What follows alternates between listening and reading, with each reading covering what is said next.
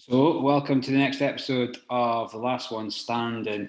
Like a mini, I don't even think it's a podcast, mini series, just basically for my own information. And we're Dave Squared tonight. Dave Andrews, Dave Moore have came on tonight to, I was just saying them beforehand, to hopefully just give me some of their information, some of their knowledge and their vast experience of running, not just ultra runs, but both have done 24-hour runs and further, but also both have done Last One Standing events, just so I can kind of lean on them for a little bit of advice. So I guess the biggest question I have is, what are likely to be the biggest problems I encounter at Blair Athol? Biggest problems? What are the biggest problems? Or what are some of the things that somebody new to, or when you guys went into it first time round, what did you kind of not really prepare, but then after you left your first event thought, I'm never going to make that mistake again? Specifically talking about Last One Standing or just ultras in general? Because anything. I guess it's more the 24-hour event. But that's so I took notes after listening to your first podcast you done, or second podcast with Jenny, and the first thing is stop saying 24-hour, because I think you said it. No, you're right. You're right. One day, stop saying 24. Stop saying 24 loops. Stop saying 100 miles. Yeah. Because if you can get to that distance, mate, you'll just walk when you have that first excuse that you've ticked the box. I think the setting a goal. This is the problem you've got with Last One Standing is if you're in a 24-hour event, you know where the finish line is. If you're in a 100-mile event, you know where the finish line is. So you're actually starting this race and you don't know where the finish line is, and that messes your whole brain, your running brain, and what you've always been used to in a race. Yeah. That there potentially is no end. Yeah. So how do you set yourself up for something that you don't know? You know what I mean? So do you set yourself a goal then and say, try and get to 100? Yeah, unfortunately I've regressed. My best Last One Standing's 32 hours, and that was in my first one. And this year I'm just not getting them together at all, just through various bits and bobs. But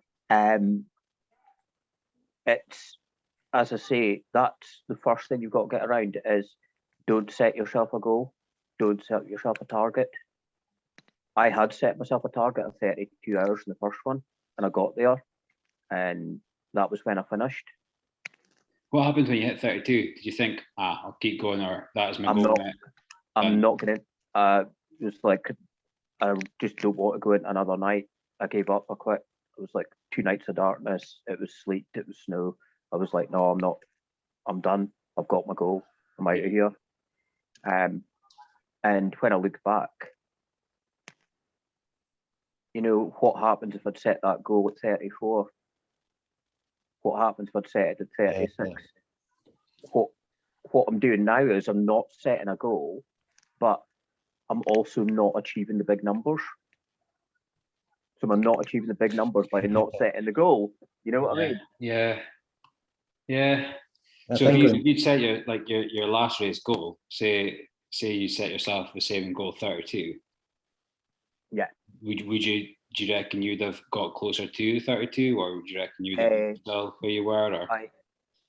On the course down in Wales, there was some serious elevation, and it was really, really exposed. We were running on a cliff top, and the weather was really, really poor, like thunderstorms and fog, and it was just a nightmare. So I'd actually set a target at 18 hours, because I thought if I got to 18, then I could lie to myself and squeeze it up to 20, and then maybe squeeze it to 22. If I could squeeze it to 22, then I'll get 24. So I thought if I set the bench low at 18, I can get there. But unfortunately at 10, my knee just gave up. I was running on a dodgy knee. It was more a case of when it was going to go and not if it goes. So back to the drawing board again. Yeah, you give me some good advice probably a couple of years ago on it, Dave, about it's just about taking like another one lap at a time, and your finish line is you finishing one lap. Then I think you were resetting your watch, you were stopping your watch, starting it back up again. So it was like you're spamming everyone with all your loops. But Yeah. another good way of looking at it, you're not looking that you've done X amount of hours, you have X amount left. You've 1 hour to run, get back to that start line and start again. Yeah. So the notes I've taken, which I do in all my races, and I do prior to races, I've got mine. As long as I get to the start line every time, I'll start that one loop no matter what. Then once you get started, you have to finish, and just try and hang on that way. But yeah, it's not a bad shout actually. To go back to doing that, and maybe good for yourself at Blair Athol, is when you cross the line after your first loop, you just save that run and send it, because literally you're going to be on the start line again. Yeah. When every loop that you start, it's one of the only races where you're actually on world record time. Yeah. If you're on the 5th loop, you're starting at the same time as the world record did. If you're on the 10th loop, it's the same. So it is really just one loop at a time. So just literally lap finishes, shut the door in it, don't even think about it again. Yeah. New race. Compartment, lock it up, push it away, new one opened. So I think, and again, going back to your other podcast, it was a Tiger Woods and his 5 steps about you can so easily do it with this one. You can finish out one loop, have your 1 minute to 20 minutes where you're getting your head together. But once you start that loop, that's you in a new kind of new head. So have your tantrum, your 20-minute tantrum, whatever you need to do to get that out, then start again fresh. Yeah. So it's one good part compared to like other races, point-to-point races. You haven't really got that luxury where you can have a complete reset, a stop and reset. This race is ideal for it. The advice that I picked up off her, because obviously I ask people as well, what's best to do, what kind of, what's good. And one of the Irish guys was saying that he's only ever concentrated on the loop he's running and the next loop. And there's nothing else in the world he's bothered about. What he's concentrating on is just getting this loop finished and getting out on the next one. And he's not looking at the big picture. Am I going to do 18? Am I going to do 12? Am I feeling, I'm feeling crap. So what I'm going to do is I'm just going to push myself through this lap and get it finished. Then as long as I get myself back out on the next one, I'm there. I'm still You've committed to the next lap. And one of the things I said to Ginny, who coaches me, is like, I want to time out rather than like walk out, like sit in my tent and wait. And I don't know if that's a good thing or not. Like literally, as long as I get finished on time, I'm always going to start the next loop. And regardless of how far I get around that loop, I want them to say you can't start the next loop because you haven't got crossed the line in time. That makes complete sense. Because that's your one thought that you have to get through. Apart from feeding and doing all your running admin, from a running point of view, you just have to get that started. And like you say, you can wake up the next morning and blame someone else for not letting you finish rather than not actually starting. Yeah. I guess it's like Dave was saying, that as long as you get onto that line and start the next loop, you can even use the first, I guess you could use the first part of your run while you're walking to eat, to drink, to catch up on where you were, or to really maybe just think about, right, coming in the next loop there. But I guess you said something to me, Dave, before. It's like, you can talk the talk, you can walk the walk, you can read all the books, but sooner or later you're going to have to do it. So it's going to be a new experience regardless of what it is. But you said there about starting a loop with walking and eating, and that might be it, survival mode at the end. But again, I've done two of these, I think, two separate courses in Northern Ireland, and they were both vastly different. The first one was like slightly downhill, so you would never walk that. That was always a slow trundle. But just jumping on the kind of race admin, it's just there's certain places, and I know that lads back home have been doing a lot of this. They would set wee sticks down of where they were running and walking, and they were coming in at 55 to 58 minutes a lot of the time, but they were chilled out on their walk bits, where I was coming in at like 40 minutes, 42 minutes, chilling out, having a laugh with everyone. And it's all fun and games until you get into the dead of night.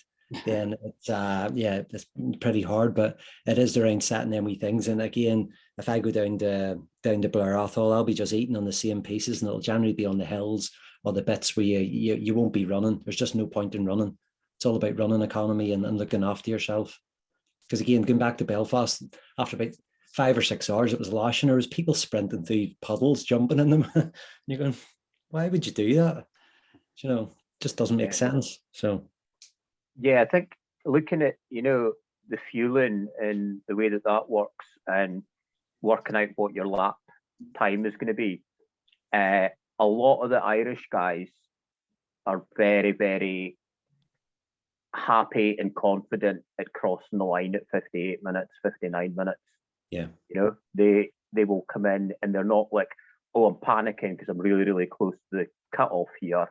They come in and they're quite happy to have a couple of swigs of juice, grab half a sandwich, pick up a soft flask of water, and head straight back out. And they're never pushing any pace at any point, you know. yeah, because they do runs back home as well, Dave. And I know you know the boys that do this, but they go like 2 or 3 weeks before, and they go and they might do 4 or 5 hours around this course, and they will be measuring it out. They will be looking at the inclinations. They will be looking at tree routes. They do all that research piece up front to make it on the day a bit easier. I know you've been down at Blair Athol, haven't you, Dave? And I think, James, you're going to be going down. Yeah, I was down and we'd 5 or 6 loops. It's a stunning course, really, really. It's quite inspirational. You're going past the castle a couple of times, and the pipers playing out the front. Just like Duffy, no? Yeah, yeah. Bill Ayers doesn't do flat. There's one decent big climb in it, and the rest either downhill or runnable. How would you prepare for it, Dave? So, knowing that climb, do you change your local runs now, or will you do anything different in the build up to that? No, I won't change anything on the way that I train for that, because any inclination or any high bits in a last one standing, I'm just going to walk. Walk it from lap one as well? From lap one, yeah. Very important from lap one. And also what I'd say is watch the downhill, because loads of folk are prepared to go in hills and train, and they're training the uphill bit. But I think you've got to watch the downhill bit, that you don't absolutely trash your legs. You know, it would be so tempting to think, if I fly down this hill, I can get another 3 minutes in a marsh. You know what I mean? Yeah. Whereas if you do that for 10 loops, you know what I mean? You've spent 30 minutes running really hard downhill. Yeah. And that could be you by lap 15. You know, glutes have gone, quads hammered, all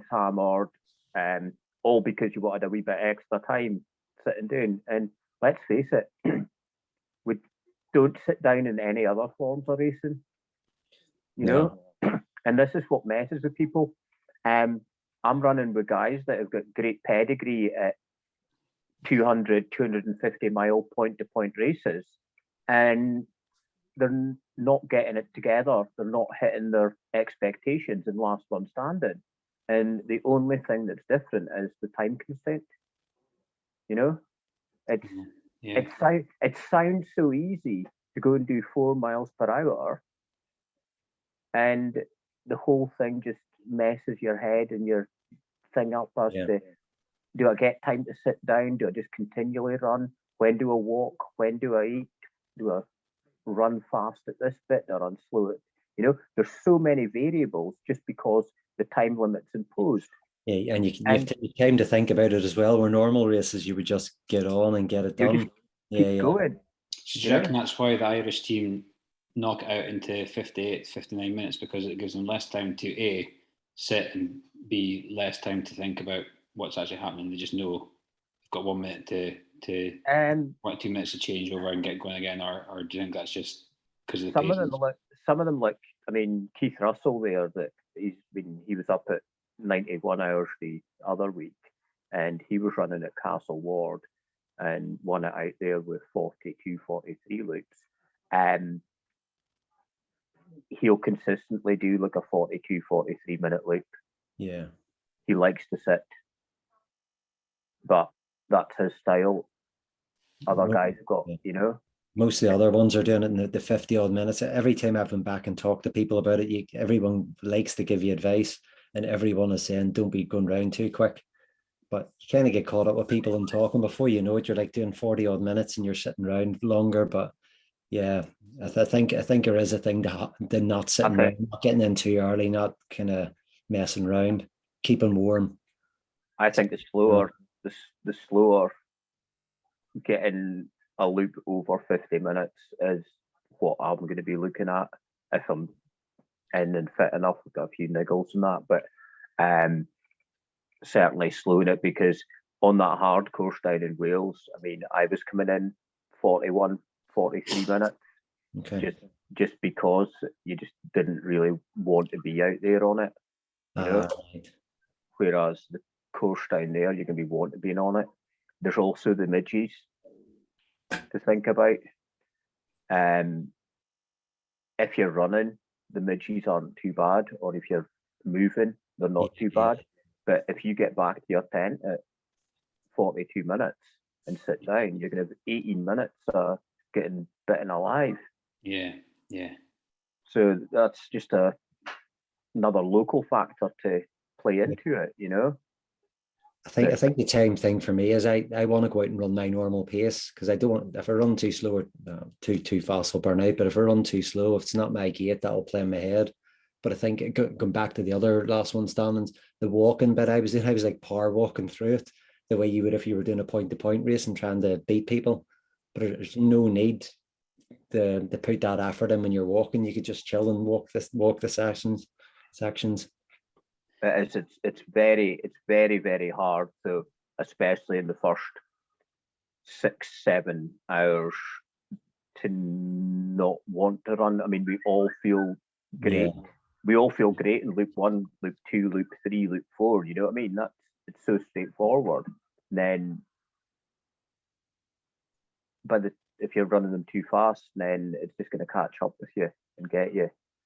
Yeah, another panic I had was around toilets, because I think Castle Order was like 3 or 4 toilets that if you get in late, you could end up missing the start of your run because someone would be in there, or if you had something in your shoe. So it's nice to have that. And I know what you're saying, you have that 15-20 minute bit where you can kind of get things sorted. But I think it comes at a price of, like you say, cooling down. The first year I was absolutely freezing. I was putting, every time I finished a lap, I would kind of chill out for a bit, get cold, put another layer on. I just ended up running out of clothes, and it was absolute freezing. And about just before sunrise, that was my one goal: get the sunrise and I'll get warm. Sun come up, still freezing. You just cannot get warm again and get moving. And I think I done 84 mile the first year, and I just had enough. It's like, would you not say at that point then, Dave, that if you'd been slower looping, you would have kept warmer? Yeah, oh yeah, definitely, because I wouldn't be sitting down. Because I was sitting down when I was eating every time. Toilet, go in, get my food ready to take with us, get my drink ready to take with us, and have a few bits and pieces. But I was definitely sitting down the first year. Second year, that I didn't sit down. I was on my feet. But then again, you're kind of walking around in circles and pottering around the wee kind of finish line piece. But then again, the walking sections I was doing, I was putting up kind of a harder walk in instead of chilling out maybe a bit more. I guess like my other concern for myself is that I like to be on time. Like literally 5 minutes before is being on time rather than being bang on, and that plays in my head as well. Like let's say, because of the nature of the job I do, everything's to a time scale. You've got to be there and you've got to be ready. And I just wonder if that's what my mindset is before going into it. How do you change that, or do you change that? It depends. Well, it depends. Everything's set out. Do you know what I mean? If you need to change a t-shirt, you can take a t-shirt with you, carry it and change while you're running. Food, if your food's all sorted, it's just for the wee things that you probably can't control. Then you'll probably put that pressure on yourself, and you probably won't even realize you're doing it, but putting that wee bit of extra effort in to make sure you get round in time for something. But I don't think it's bad the odd one. If you know you need to go to the toilet in the next lap, I'll be putting in a bit more of an effort to get round, so I get that there time in my head. Or if I know I want a different bit of food and I know it's not sitting out, or I need to make a drink, I'll make sure to put that effort in to get that there, but I think it's just not doing it for 36, 40, 50 laps, whatever you're going to do, not 24. I mean, one outlier is going to be different from every single one being 40, 42 minutes, isn't it? Yeah. I mean, the thing, the concept of the whole race, there's no hiding place for a bad loop. If you got a bad loop, I'd gastro problems down in England. So basically, I was spewing and shitting, and I was really, really ill. The sweat was coming out of me. It was just a horrible situation out on the loop in the dark. I lost 10, 15 minutes, and then I couldn't get back in time, and I missed the cut off by like 6 minutes or something like that. 45 minutes later, I was fine. Game over though. But my game was done at like 12, 14 hours or something. You know what I mean? But I was ready to go. And if you're running, say, a 24-hour race at Glenmore or down in London on the track, or you're doing a West Highland Way or Great Glen or something, if you get a bad hour, you can go and catch it. You're still in it. You can go and catch it up. You're still in it. You know what I mean? But with this, there's nowhere to go. You know, and I guess your psychology's just got to be strong. Yeah, that would be my probably working advice. it different. Yeah, probably thinking of it differently, because I know when I do go back to the West Highland Way, I didn't really know where it was coming. I was running to get to the end as quickly as I could when I could. And last one stand, you finish your loop, whatever time you're finishing it. From memory, there was a board up, and you can see who started the last loop. When you go to start the next loop, you hear people talking about such and such hasn't come back. And you know, if it was 150 people starting, if 10 pulled out, you're coming 140th or better.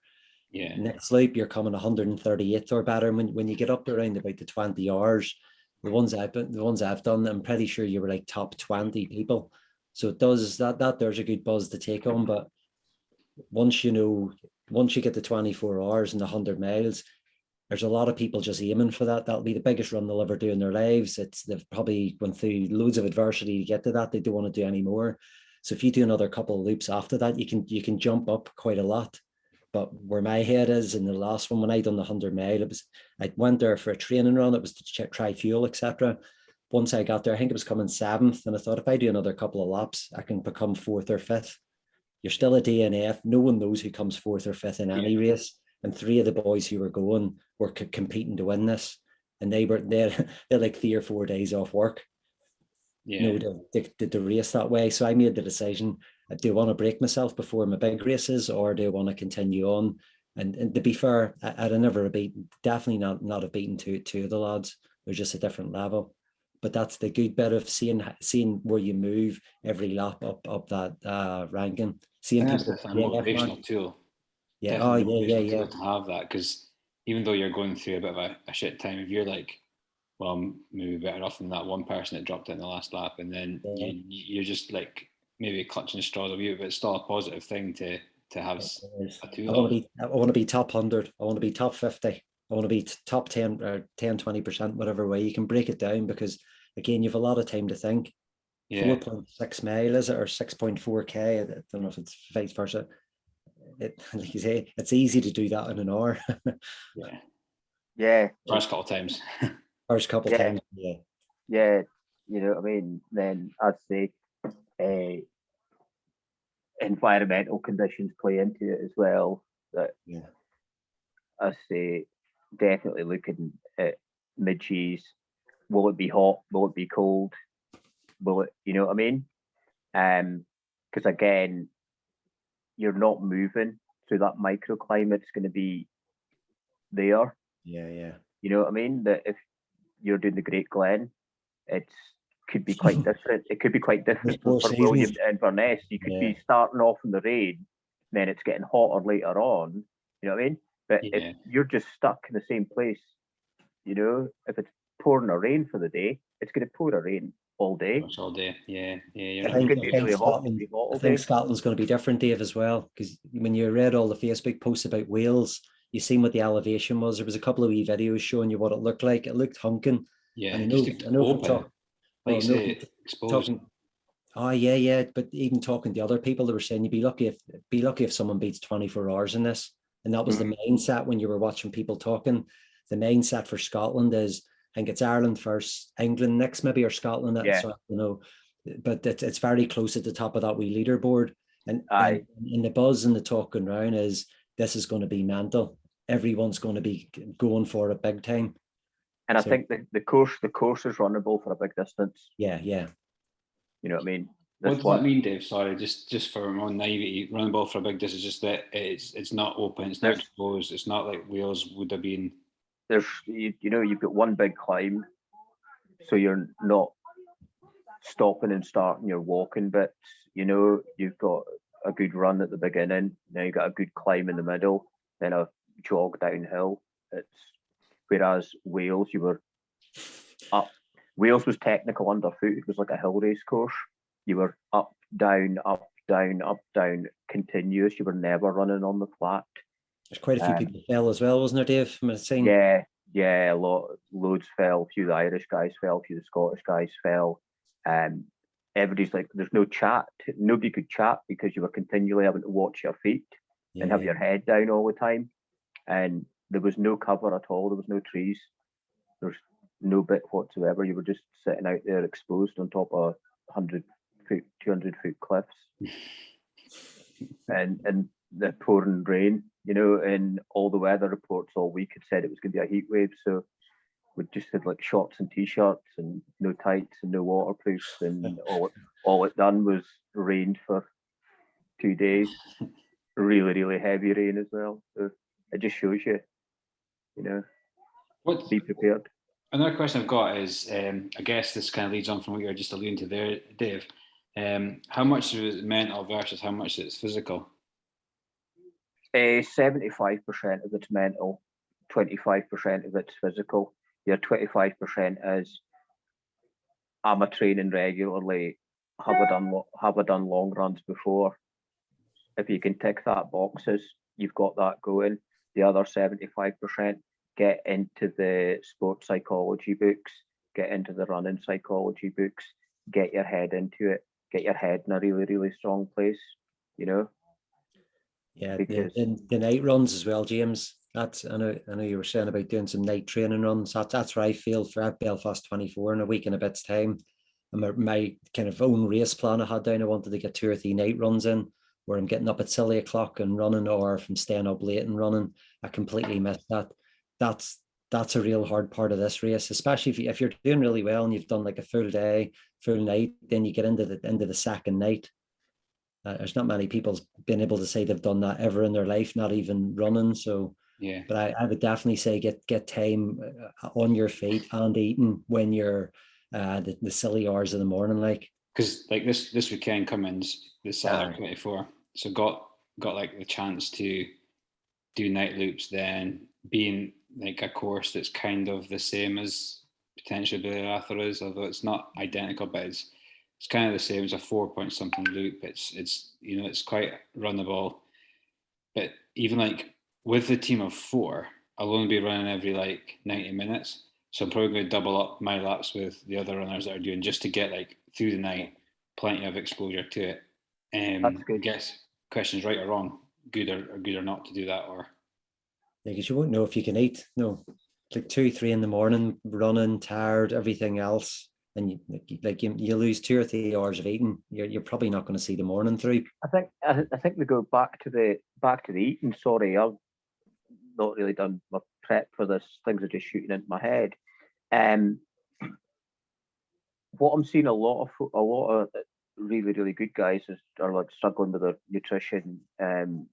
Sort of me included a wee bit, but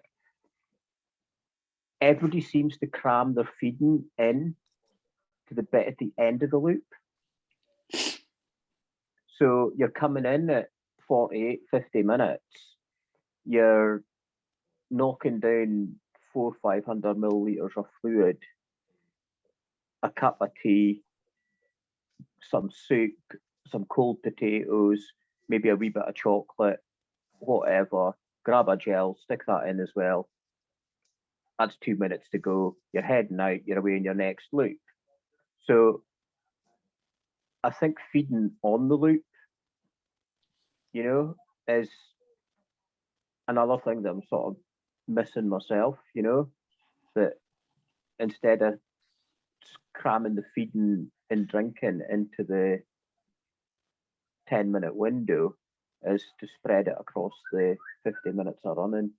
The way you would normally do in a normal race. Yeah. A long race, you'd never think of smashing like all your calories in 10 minutes and having that 50 minutes of not eating. But you just think it's convenient, you know what I mean? Yeah. It's there. We've got a support crew, and there's a wee blackboard or a wee whiteboard with your name on it. So before you leave, you can say, "Oh, here, like, I'll have a cup of tea and a pot noodle," and it's ready for you coming in on the next one. Oh, sweet. Yeah. But I need to, you know what I mean? Take the pot noodle out with me. Yeah. no littering. Making sandwiches. It's such a good point. It's something that I'd be like with the 12-hour ultra up at the Formartin line. Your aid station was after 8 miles. You came in, and like you said, Dave, there's like you eat everything there. You're eating for like maybe 15 minutes, and then you pop back out again. And you take maybe one jog and you're out, but you're eating everything in that 10-15 minutes, and that's also going to have the knock-on effect that by the time it's digested, it's going to hit the exact same time of the loop every single time. Were you not carrying any food, James? No, in that 12-hour. Bits, but fluid mainly. Okay. So it's literally just everything's on the table, and when I left, I'd take a gel, handful of Haribo, and a bit of buttery. Yeah, the good thing about this, you're only 40 to 50 minutes away from whatever you've forgotten about or not taken. Not like your point-to-point races we have done, where if you forget to take something, it could be 15 mile before you see your crew again to get something or pick another bit up. So there should be no stress when you're leaving that start line that, you've obviously got all your kit on, but if you forgot to take something, 40 odd minutes isn't a long time to get through. Like, yeah. And that was the next question I had on my list, was eating, but I guess that's pretty much personal choice as well, but also me and Dave right, probably 3 or 4 weeks ago out for a run, and we're just talking about it, compared to what we used to eat when we started doing ultras, probably 8 or whatever, how many years ago. You used to take everything you thought you would ever think you need and wanted, and for the first couple of hours you'd probably do as much as that, but later on the races you fall back into maybe 4 or 5 different foods. So now, but both of us were saying that we don't really overcomplicate things now. No. I don't know if you remember, Dave, right? Yeah, I'd have like sort of turn up to 24-hour races, and I'd be setting up a stall like it was like a sweetie shop come fruit stall with soft drinks, and you know what I mean, tins of Pepsi, tins of Dr. Pepper, Coke and Pepsi, just in case you didn't like one. You had Red Bull, different types of sweeties and things like that, and you kind of spend more time thinking about what you're going to eat than actually eating it. But then I stripped it right back, but then that didn't work out because I didn't have enough savoury built in. I had too much sweet. I was on gels and Cliff Blocks, and it's, what I mean, I've got to go and now add on to what I had before. But the good thing about Blair Athol, Dave, it's I suppose you class it a local race for us. There's 2 or 3 hours down the road, so it's an easy job. You're not getting boats or planes, so you fill the car right up and get whatever you want. So fill the car, and also we were saying coming up the road there about like cool boxes and things like that. That you can have some different bits in there. You can, that again when you're going to Wales and places like that you can't take. You can get some cheese, get some tuna sandwiches and things like that, and have them in there. A cheeky. Do you find your appetite changes, Dave, as you go through? The longer you go for it, changes from savoury to sweet, or no real pattern, nothing? No real pattern. I was my stomach was okay in Wales. I was grazing a lot across a rye bread, tinned potatoes. I love the wee tinned boiled potatoes. They're in water. You just get a tin opener, open them, drain them, and just chewing on them. Try to think what else I had. Rice pudding, a pot noodle, custard. Well, just whatever you're going to train with in the next few months, James, that'll be what you'll be taking, I suppose, especially as this 12-hour race you're doing. I think that on the nutrition thing, it's that bit of eating lots early whilst your stomach is in good shape. You know what I mean? There's a lot goes into saying, oh, I could take 60 grams of carbs or 90 grams of carbs and 300 calories per hour. That's like what your body's going to break down. It can't do anything better than that. But the day before, when you're carb loading, you're sort of throwing 9,000 calories into your body, you know, and you're getting that hit, your body's taking it. So in the first 6 hours, eat what you can, you know. Don't be shy. Don't sort of think first loop, you know, I'll just have a wee bag of crisps and a tin of juice. I'm feeling good, you know, going to loop 2. No, start on the solid food, start on the good stuff right from the beginning. Even from the start, like the morning of the race, you know, make sure you're having your breakfast, then you're having something else before you start the race. Because it's not like if you're turning up to the beach 10K for Metro, you might think I'm not really going to have my supper before I go. You know what I mean? Because I'm just going to vomit everywhere. But with this slower pace and everything like that, you could easily manage a breakfast and digest a lot more and have another meal sort of before you sort of start the race. Guess it's get it in and get it started the process of digesting it, so that by the time your stomach does go, you've at least got something in there. Do you got a crew, James? Are you taking anyone down to help you? I haven't got anybody yet, but I probably will be. Good. Yeah, that'll make it a lot easier. Yeah, I think I probably would like to do that. I think maybe not for food. It's just the likes of trainer changes. It'd be easier if you were, you know, someone was there helping you doing stuff like that later on. Or sock changes and stuff like they'll take time, and it's not easy when you're absolutely racked.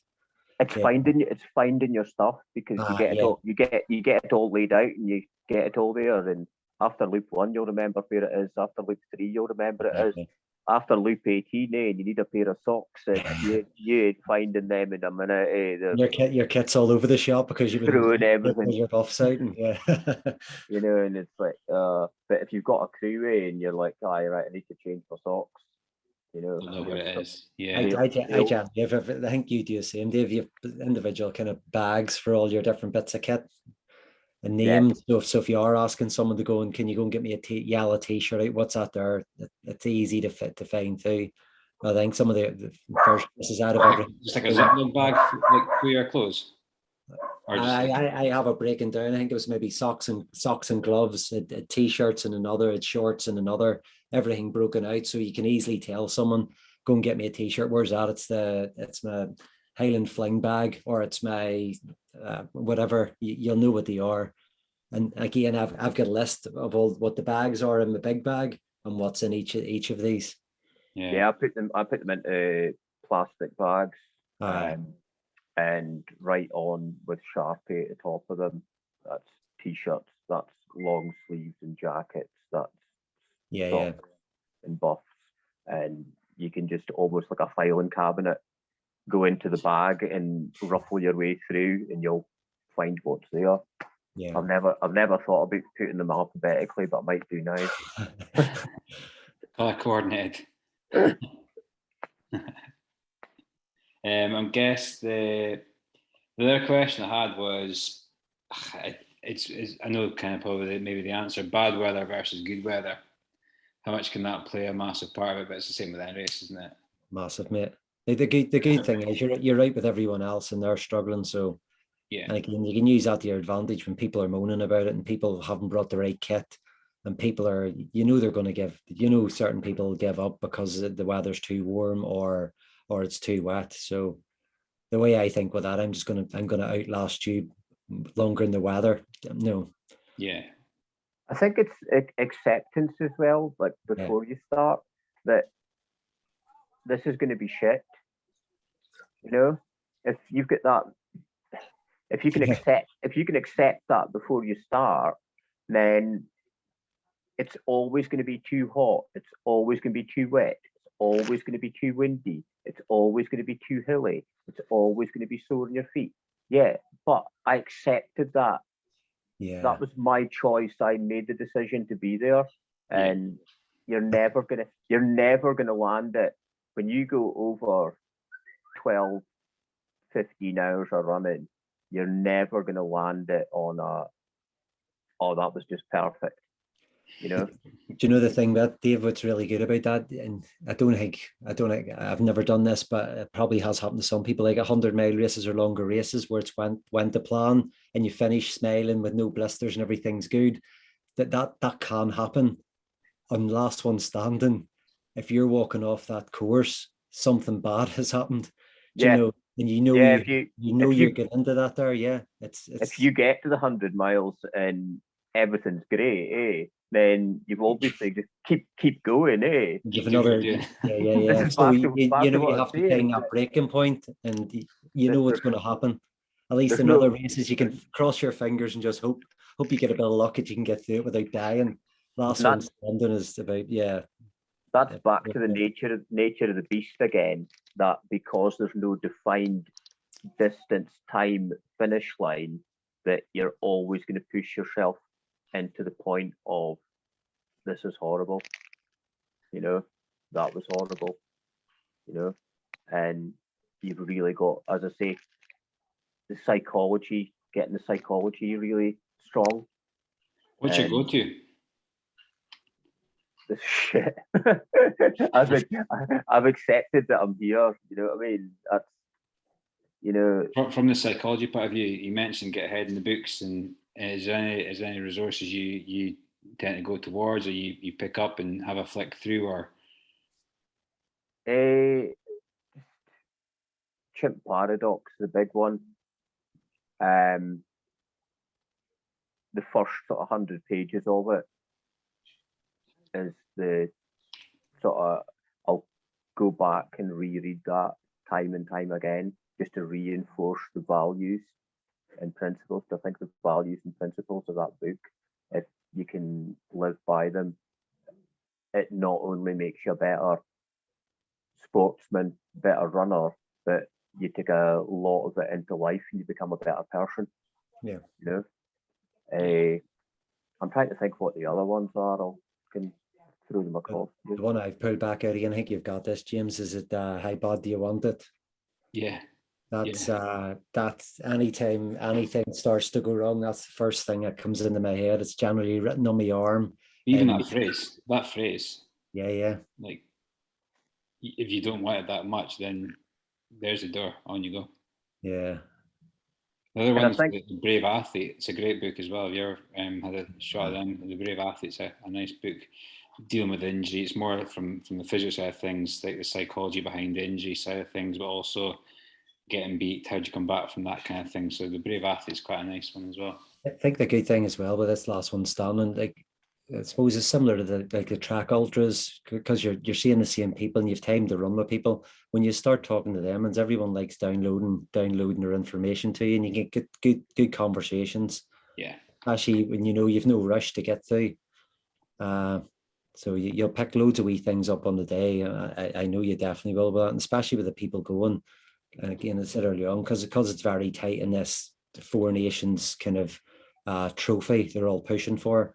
There's going to be a lot of decent people in the teams that are pushing for it, and there's a lot of ultra runners in Scotland. There's tons of us. Yeah, it's going to be strong because I mean the Irish contingent in Wales wasn't really that big a team, you know. We'd a few runners that are on West Highland Way they've committed to, so they weren't in the team for Wales, you know. But we've hopefully got like these guys coming back in, hopefully get enough recovery, and there will be a lot of strong runners that aren't in the teams that are running individually. So point to prove kind of thing. I think it could go on and on a wee bit.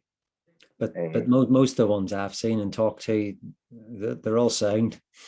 They're not there. This is, I think you were explaining to Jenny about, the assist. You have to help people to get through this. You can't do it on your own. You do it on your own. You go out early. You don't break records, and you don't do as well as you can do. But all the ones I've done, everyone is super supportive to try and keep everyone running as long as they can.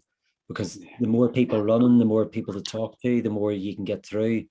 I suppose later on it might change when you're getting into this silly times, but for the likes of us, it's just about trying to keep your head off everything else, and a good way is chatting to people. So no cut like that as well. Yeah, it's a good point.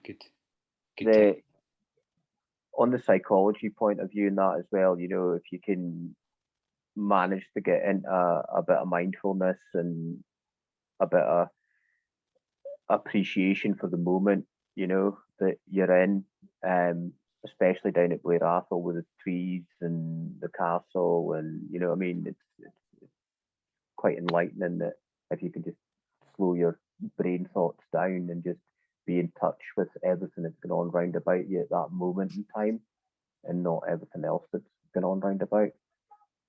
I do find it more difficult to do that in this concept compared to the track. On the track, I can switch off. I'm almost can be asleep because I'm not going to be tripping over anything. I'm not going to have to run up a hill. I'm not going to have to cross a stream. I'm not going to have to turn. I'm only going to have to turn 2 corners, and they'll just be automatic. But yeah, I think at Blair Athol you'll be able to, you know, slow your mind down as well.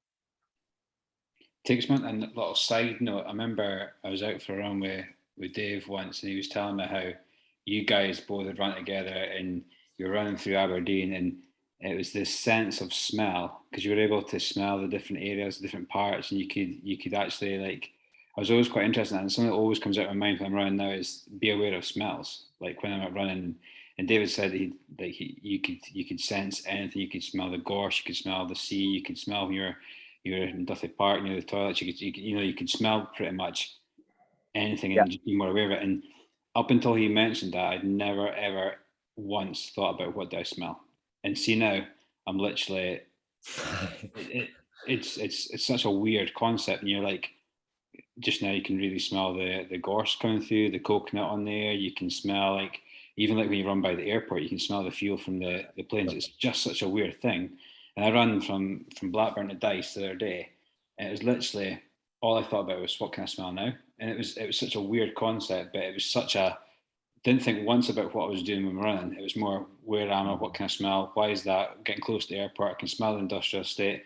It was crazy. Yeah. And even like when you run by the new bit of tech, I've got the burners out there, and you could smell the change in the air as well. It was just fantastic. Something different to think about, yeah.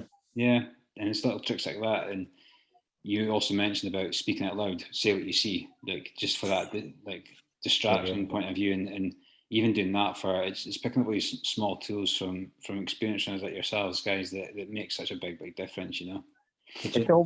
I think that's the way you go, Dave. There you go. I think as well that you know, it's almost like going back to what would you do to amuse a kid, you know. What can I do to amuse this runner? You know, I've seen me on a long training runs that are short loops around my house, playing the alphabet game. So I'll be A, like I need to find something that begins with A, you know, then B and C, then you get a run of really easy ones, and you're like, oh, and then you hit Q's and Z's and things like that, and you know, before you know it, it's like 45, 50 minutes later, and you're like, yes, I've done it, eh? And not once during that period have you thought about the actual task in hand. Yeah. You just moved your mind away somewhere else. And, more of these, finding more of these games and things. A good thing to do as well, James, is have all these written down. I've got a wee list of things, and when any time I do the ultras, I have a wee pocket in my vest. I have like a list of all the kind of toilet stops, water stops, food stops, different mileages, rough splits about what I want to do, and on the back I could have like 5 or 6 wee phrases or 5 or 6 wee notes of things, just exactly like that there. Only I didn't play the alphabet game, but it would be something like that. So when you pull it out to see where you are and see, flick it over, something will come into your head, and be one of those wee drills, and you'll have numerous ones from the amount of people you talk to. It's funny. I mean, you can, as I say, using the alphabet, you can, you know what I mean? Not only what you see in, but you can go, right, okay, I'll do movies, I'll do TV programs, I'll do famous people, and you're just shifting the focus away from the task in hand, because the task in hand can overwhelm you. The reason I write these things down, especially in longer races, is just sometimes your mind goes blank and you cannot think of what to do, or you'll do the same thing over and over to the point where it starts annoying you. Then you'll start focusing on something else. Sore knee, sore hip, sore ankle, and you've taught us about this. The more you think about these things, the more they're likely to feel hurt and stay hurt. Yeah. Do you listen to music at all, Dave? Me, no. Yeah, all I would say about music, put it on before you think you need it. At Glenmore 24, I remember waiting till like 4 a.m, and from 2 to 4, it was like, I so cannot wait to 4, because that was my plan. Put the headphones in. It was just rubbish. Couldn't find one song I liked. Absolutely mentally hurt, because that was going to be my pick-me-up until the sun came up. And it just didn't work. And these are all good songs I really like. So if you put it in before you think you need it, if you think you need it. I get technology stress. So if I do get music on, then have I got to charge my phone more? Have I got the earphones annoying me? The music's crackling, it's breaking up, and suddenly I'm on my phone trying to get Bluetooth headphones to connect. Then I'm putting a jack in, then I've got a cable flapping about, and I'm like, oh, my head, you know what I mean? I'd rather just keep it as simple as possible. I've got enough stress in my watch. Which, I mean, does that watch last the 24? No, I threw it on to charge each loop. I couldn't do that, man. I'd end up forgetting it. No, you just get it into routine. You go in, you put it on. The last thing you do before you leave, you put your watch back on. So I'm continually topping it up. Charges.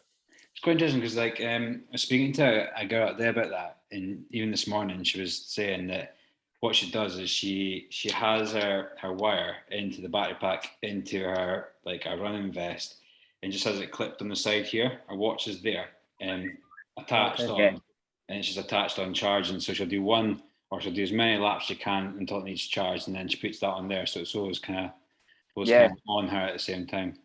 Yeah, I mean, you can carry a battery pack, and they charge quite quickly. It's a Garmin I have, and it does charge up quite quickly. It's only recently I've started like charging it in between and not charging it out on the loops. But didn't really need to. I was topping up as I went along, but I wouldn't have fancied trying to charge a Garmin in that rain. Would have, you know what I mean? Would have just been like, probably electrocute yourself or something. Is that bad? Well, guys, I'm all out of questions. The only last thing I have is the Blair Athol course, but you mentioned that it was scenic and inspirational, and that's kind of all I want to probably take out of that. One big climb in the middle and a bit of downhill, but also the hints and tips on walking the ups and taking it easy in the downs, not trying to rush the downhills, because you'll probably pay for that later on. But yeah, can't thank enough both for your time. I really do Always, man. appreciate it. And we're so lucky having such a good running community up in the northeast where we're able to lean each other for help. And yeah, thank you very much. Appreciate that. And some lovely bits of information there. So I'm just going to pause the recording. We'll just catch up off mic if that's okay. Okay. Cheers. Thanks very much.